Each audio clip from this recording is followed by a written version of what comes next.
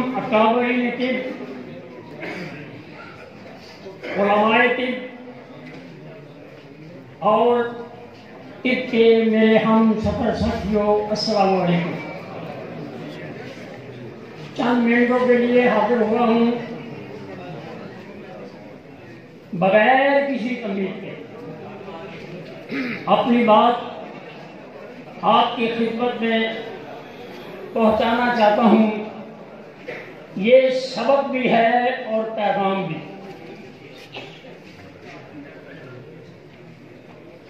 میں نے قرآن کریم کی ایک آیات مبارکہ تلاوت کرنے کا شرف حاصل کیا ہے۔ اسی کے ضمن میں آپ سے، اکابرین طب سے میں پر امید ہوں کہ میری بات کو انتہائی توجہ سے سنا جائے گا۔ میں بتانا چاہتا ہوں کہ میری طب کی شان و شوکت کیا ہے۔ میں بتانا چاہتا ہوں کہ میری طب کی قدر و منزلت کیا ہے۔ نبض طب کا ایک اہم سبق ہے۔ میں آج چند منٹ میں آپ کے سامنے یہ بات رکھوں گا کہ نبض مفروضہ ہے یا حقیقت۔ اللہ کریم فرماتے ہیں فی قلوبہم مرض، مرض دل میں ہے۔ میں نے طب کی نظر سے جب دل کو دیکھا تو دل میں نے خون کو پایا۔ جب میں نے خون کو دیکھا تو وہ چند فرقوں سے مرکب پایا۔ اس میں سودا ہے، اس میں صفرا ہے، اس میں برغن ہے۔ جب برغن کو دیکھا تو دماغ و اعصاب کے ساتھ اس کا تعلق جڑا۔ جب سودا کو دیکھا تو اس کا تعلق قلب و عضلات سے جڑا۔ جب صفرا کو دیکھا تو اس کا تعلق جگر و غدد سے جڑا۔ گویا مرض دل میں ہے اور دل میں خون ہے۔ خون تین چیزوں کا مرکب ہے۔ جب سودا بڑھے گا تو دل کی چال اور ہوگی۔ جب صفرا بڑھے گا دل کا پمپ کرنے کا انداز اور ہوگا۔ جب برغن بڑھے گا تو اس کا انداز اور ہوگا۔ اس کو سمجھنے کا نام حکمت اور طب ہے۔ آئیے اگلی آیات پہ غور کریں۔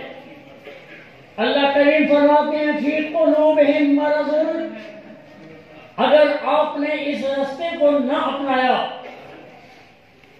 فزادہم اللہ مرضا، اور کسی راستے سے آپ نے علاج معالجہ کیا تو مرض بڑھتا ہی چلا جائے گا۔ یہ میری طب کی شان و شوکت ہے، اس کی سچائی ہے، یہ حقیقت ہے۔ فزادہم اللہ مرضا، مرض بڑھتا چلا جائے گا۔ ولہم عذاب علیم، ایک دن اس طریقہ علاج کو چھوڑنے کے سبب ایک دن خوفناک کسی مرض میں آپ مبتلا ہو جائیں گے۔ اور آخری لفظ جو میں کہنا چاہتا ہوں، اللہ کریم نے پھر فرما دیا کہ ایسا کیوں ہوا، گردے فیل کیوں ہوئے، پیٹ میں پانی کیوں پڑا، کسی کے پاؤں کیوں کاٹے گئے۔ بما کانوا یکسبون، آپ نے دل سے تشخیص کرنی نہیں سیکھی، اس لیے یہ نقصان جو ہے وہ اٹھانا پڑا۔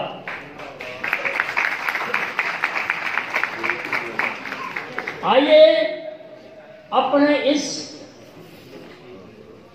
مقام کی طرف، اپنے اس ورثے کی طرف، اپنے طب کے اس فن کی طرف لوٹیں۔ عزیزان محترم، ایک بات اور عرض کر کے آپ سے رخصت چاہوں گا۔ اللہ کریم نے قرآن پاک میں ہمیں یہ بتلایا ہے کہ آپ نے علاج کیسے کرنا ہے۔ میں ثابت کرتا ہوں، توجہ فرما لیں۔ اللہ کے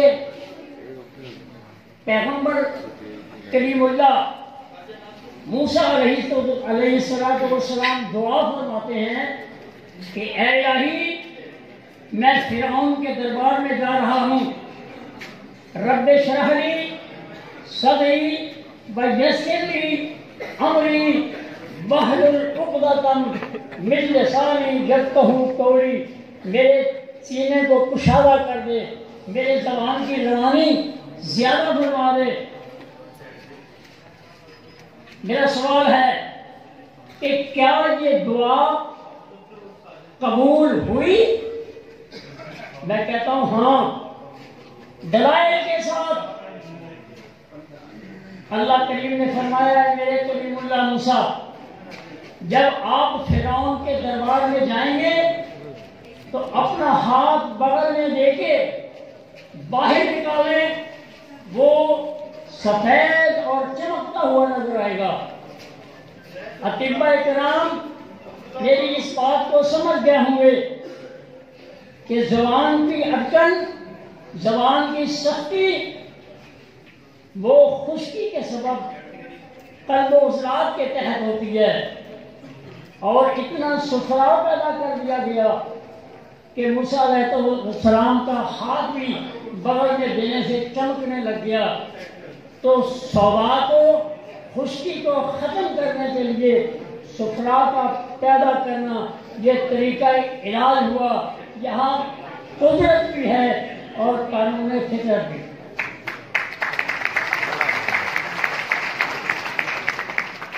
اسی طرح حضرت ایوب علیہ السلام، اب میں نے یہ خشکی کا علاج پیش کیا ہے، اب آئیے حضرت ایوب علیہ السلام اللہ کے حضور دعا فرماتے ہیں، رب انی مسنی الشیطان بنصب وعذاب، مجھے شیطان نے چھو لیا ہے، اس کے سبب میری جلد کو تکلیف ہو گئی ہے۔ اب یہ معاملہ علاج کی طرف آتا ہے۔ اللہ فرماتے ہیں اے میرے نبی، ارقص بدجلہ کا ھذا مغتسل بارد وشراب، اگر شیطان کی آگ کی پیداوار میں آپ کے جلد کو نقصان پہنچا دیا ہے تو آپ پیر ماریے، زمین سے جو پانی نکلے گا وہ پی بھی لیجئے اور اسے نہا بھی لیجئے، آپ کی وہ شیطان کی جو آگ ہے جس نے نقصان پہنچایا ہے اس سے آپ کو شفا مل جائے گی۔ یہ قدرت بھی ہے اور قانون طب بھی۔ اس کے بعد حضرت موسیٰ علیہ السلام کے بعد پھر واقعہ، آپ اپنی قوم کے ساتھ باہر نکلتے ہیں، پیچھے فرعون کی فوجیں ہیں، آگے دریا آ جاتا ہے، پانی آ جاتا ہے، پریشان ہوتے ہیں۔ اللہ کریم فرماتے ہیں اے میرے موسیٰ، پریشان مت ہو، آپ اپنے عصا کو، اپنی سوٹی کو اس پانی پہ دے مارو۔ یہ دے مارنے کا عمل جو ہے یہ قلب و عضلات کے ساتھ ہے، خشکی کے ساتھ ہے، گویا کہ پانی کو حیت بدلنے کے لیے یہ عصا کی جو مار ہے یہ کام آئی، اور اس میں قدرت بھی ہے اور اس میں قانون فطرت ہے۔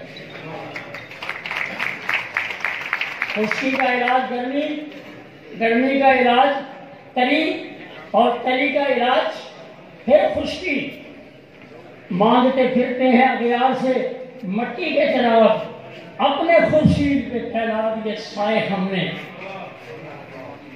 عزیزان محترم، میں انہی الفاظ کے ساتھ آپ سے اجازت چاہوں گا اور پھر آپ سے کہوں گا، آخری گزارش کروں گا، شکوائے ظلمت شب سے کہیں بہتر تھا، شکوائے ظلمت شب سے کہیں بہتر تھا، اپنے حصے کی کوئی شمع جلاتے جاتے۔ اللہ آپ کو اور مجھ کو ہمیشہ ہمیشہ کے لیے اس طب سے وابستگی اور خدمت کا اللہ کام دے دے گا۔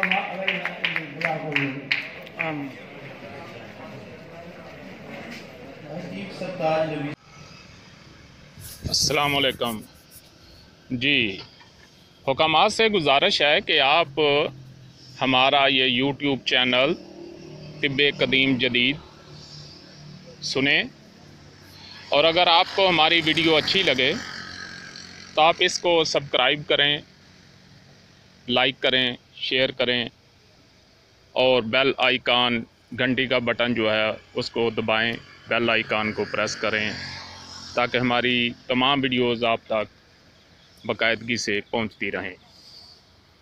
السلام علیکم۔